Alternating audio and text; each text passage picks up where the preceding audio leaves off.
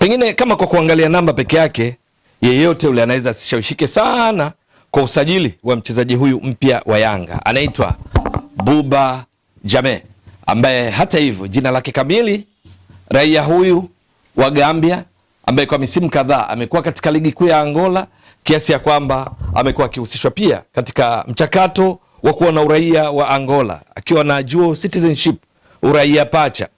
Ni kwamba jina lake kamili ni Boubacar. Kuna Boubacar Jammeh. Kwa lugha nyingine, kwa kwetu pengine huyu angeitwa Boubacar vyovyote vile, lakini huyu ni kiungo wa kimataifa wa Gambia ambaye amekuwa Angola kama nilivyotoka kuelezea. Kiungo wa ushambuliaji, hutokea zaidi upande wa kulia, lakini guu lake lenye nguvu zaidi ni la kushoto. Huyu ndiye ambaye ametambulishwa na Yanga kuwa ni mchezaji wao katika wale waliongezeka wakati wa usajili wa dirisha dogo. Kwa lugha nyingine, akiungana na wachezaji akina Depu, akina Okelo na wengineo wale walioongezeka katika usajili wa dirisha dogo kwa ajili ya kuitumikia Yanga wananchi kwa msimu 2025-26 pengine na kuendelea. Huyu umri wake ni miaka 24. Ifikapo Juni 15 mwaka huu atatimiza miaka 25 kwa sababu alizaliwa mwaka 2001 Juni 15. Urefu wake baadhi ya vyanzo vikionyesha kwamba ni kati ya futi 5 na inchi 10 mpaka futi 6. Ingawa anatokea upande wa kulia, lakini guu lake lenye nguvu kama nilivyotoka kueleza awali ni la kushoto. Wakati mwingine hutumia vyema mguu wake wa kulia katika kufanya maamuzi. Anatumia miguu yote, lakini wenye nguvu zaidi ni wa kushoto. Akitokea zaidi upande wa kulia kama winga wa kulia, ni typical winga, kasi, chenga, lakini huwa anaingia ndani pale panapostahili akitokea upande huo. Lakini pia anaweza kucheza kutoka upande wa kushoto akiwa sasa ni kama orthodox winga, kwa maana kwamba anacheza upande ambao guu lake lenye nguvu ndiko lilipo. Huyu anajiunga na Yanga, klabu yake ya mwisho ikionekana ni Wydad, ile klabu iliyokutana na Yanga katika hatua za awali za kuwania kufuzu hatua ya makundi ligi ya mabingwa barani Afrika kutoka nchini Angola. Yeye katika msimu huu inaonekana kana kwamba kwa ligi kuu ya Angola almaarufu kama Jirabola amecheza mechi 7, amefunga goli 1, hana assist. Ndio pale unaposema ukiangalia namba kwa mwingine yeyote unaweza usishawishike sana, lakini cha msingi ni juu ya kile anachokiofa uwanjani. Juu ya hili la namba ni kwamba misimu 4 iliyopita ukiangalia katika ligi kuu ya Angola kwa ujumla, akiwa katika klabu hii ya Wydad kwa msimu huu, lakini misimu mingine akiwa katika klabu ya Interclub amecheza mechi 52, lakini mabao aliyofunga ni 12, halafu akitoa assist 6, jumla akichangia mabao 18 katika mechi 52, ambao ukigawanya vizuri maana yake kwa lugha nyingine anachangia wastani wa goli 1 kila baada ya mechi 3 kwa maana ya kufunga ama kuassist. Lakini ukienda nyuma zaidi kwenye misimu 5 utagundua kwamba kwa ujumla amecheza mechi 71, akifunga mabao 15, akitoa assist 9, akichangia mabao 24 katika misimu 5 ligi kuu ya Angola. Hakika namba zishawishi hivyo kuhusiana na yeye. Lakini kocha Pedro Gonçalves wa Yanga ambaye ametoka katika kuifundisha timu ya taifa ya Angola ndiye anemjua vizuri zaidi, na usajili wake umetokana kwa kiasi kikubwa na mahitaji ya kocha mwenyewe Pedro Gonçalves, kwamba bila shaka anataka winga, haswa typical winga wa kiasili kutoka katika mifumo yake ya kucheza, kwa sababu Pedro Gonçalves akiwa na Yanga amekuwa akitumia pia mfumo wa baada ya golikipa kuwa na walinzi 4, viungo wale ukabaji, viungo 3 washambuliaji na mshambuliaji kinara mmoja. Lakini wakati mwingine hutumia 4-4-2, viungo 4, walinzi 4, washambuliaji 2 ambao ni Dube na Depu. Lakini Pedro Gonçalves kwa wastani wanafahamika yeye ni muumini wa mfumo wa baada ya golikipa kuwa na walinzi 4, viungo 3, washambuliaji 3. Ukitumia mfumo huu maana yake hawa katika washambuliaji 3, wale wengine wa pembeni ndiko ambako mashambulizi upelekwa zaidi. Katika mfumo huu hunyumbulika na kutoa fursa pia kwa mabeki wa pembeni kuwa ni kama mawingback wanaposhambulia kwenda kuongeza mapana ya uwanja, alafu mawinga wa kiasili kuingia ndani. Lakini katika kutumia mfumo wa baada ya golikipa, walinzi 4, viungo 4 na washambuliaji 2, kwenye viungo 4 huwa wanatumika zaidi mawinga wa kiasili, wale wenye kuongeza mapana ya uwanja na sio kuingia ndani. Kwa kufanya hivyo maana yake ni nini?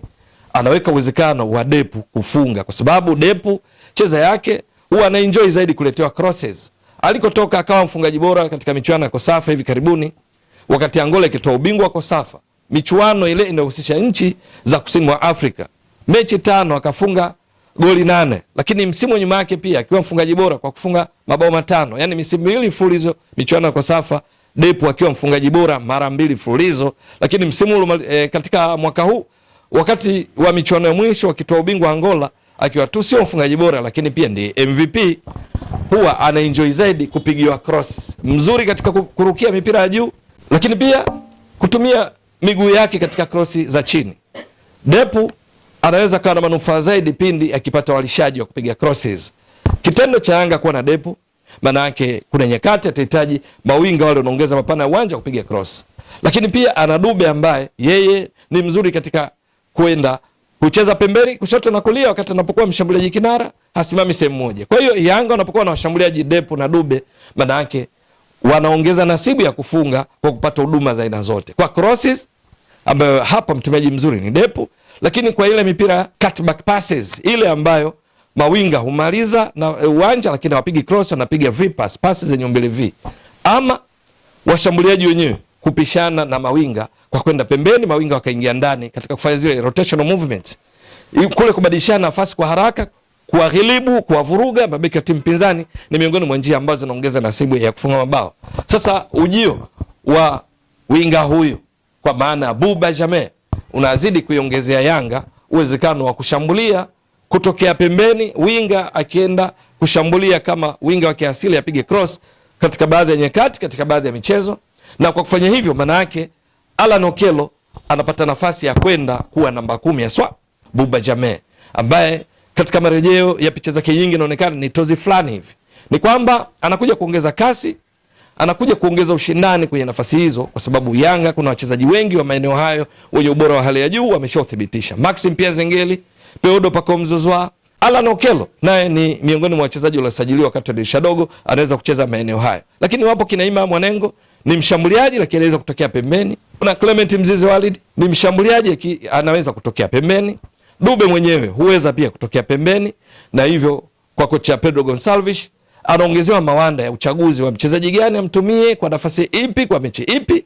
Lakini kwa wachezaji hii ni changamoto. Kwa yeye Buba Jammeh anapaswa kufanya ya ziada. Rekodi alizokuja nazo hazitoshi kushawishi pengine kuja kuwafunika wengine waliopo ili kupata nafasi. Lazima aongeze uwezo wake katika kufunga na kutoa assist ikibidi, na sio kuwa machachari tupu. Lakini kwenye namba, ndugu mtazamaji wa Mbwaduke Stats Sport Next Level, hizi zimeshathibitishwa mara kadhaa kwamba wakati mwingine sio zinazotosha kwa mchezaji kuonyesha kiwango bora ama kinyume chake. Ingekuwa ni namba, basi Celestine Ekwa leo hii kama ni namba peke yake asingekuwa miongoni mwa wachezaji waliotoka, badala kubaki Yanga, kwa sababu ametua Yanga akiwa katika ligi kuu ya Ivory Coast akichangia mabao 23. Asa Kimemo Stars kifunga mabao 6 akitoa assist 6. Zoman FC akifunga mabao 7 akitoa assist 4. Alikuwa kwenye kiwango bora kwenye ufungaji na utoaji assist, lakini ndani ya Yanga haija click, haijakubali fomu yake ile, na hivyo hayupo. Fisto Kalala Mayele wakati anatua Yanga hakuwa na rekodi za kutisha katika upachikaji mabao wala assist, lakini tangu atue Yanga Fisto Kalala Mayele amekuwa mchezaji mwingine kabisa. Hivi sasa ndiye anashikilia tuzo ya mfungaji bora katika michuano iliyopita ya Ligi ya Mabingwa barani Afrika. Amewezesha Pyramids kutoa ubingwa wa Ligi ya Mabingwa barani Afrika, lakini amewezesha Yanga kutoa ubingwa wa Ligi Kuu Tanzania Bara ambako alikuwa MVP, alikuwa mfungaji bora wakati kabla ya kuondoka kwake. Amefanya vizuri sana, ni hatari katika kupachika mabao, na hivi sasa timu ya taifa ya Kongo mara kadhaa amekuwa akijumuishwa na kupata nafasi ya kucheza huku akifunga mabao muhimu. Kwa sababu hiyo, bila shaka mwalimu Pedro Gonçalves anamjua zaidi Buba Jammeh, mwenye hatari kutokea pembeni mwa uwanja, na bila shaka atathibitisha kwamba Pedro Gonçalves yuko sahihi kumpatia nafasi katika timu ya Yanga ambayo ina ushindani mkubwa mno kutokea katikati ya mstari wa uwanja kuelekea kwa wapinzani. Je, itakuwa vipi? Buba Jammeh ataonyesha namna alivyo bora na kumshawishi Pedro Gonçalves kumjumuisha bila kujali namba zake dhaifu katika misimu 5 ligi kuu ya Angola, akifunga mabao 15, assist 9 kwenye mechi 71. Hilo ni swala la kusubiri. Wewe mtazamaji wa Mbwaduke Stats Sport Next Level, endelea kuunga mkono channel hii kwa kuhakikisha kwamba una subscribe, una share, una like na kucomment. Mwasilishaji wako ni mimi Ramadhani Mbwaduke almaarufu kama Mzee wa Data. Shukran jazilan, bye bye.